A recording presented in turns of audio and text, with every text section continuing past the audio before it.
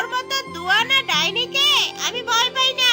এই গাছটিকে আমি যত্ন করে বড় করেছি, আর ফল ভোগ করবি তুই। ভালোই ভালোই চলে যা বলছি, না হলে আমারও রাগ আছে।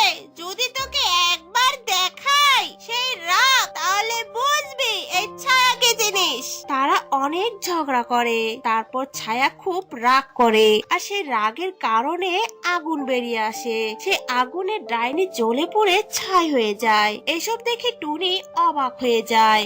মা, তোর মাঝে এমন শক্তি আছে, আগে তো আমি কখনো দেখিনি। তাছাড়া এই শক্তি তুই কোথায় পেলি? তুই তো আমাকে কিছুই বলিসনি রে মা। এই শক্তি তুই কিভাবে অর্জন করলি?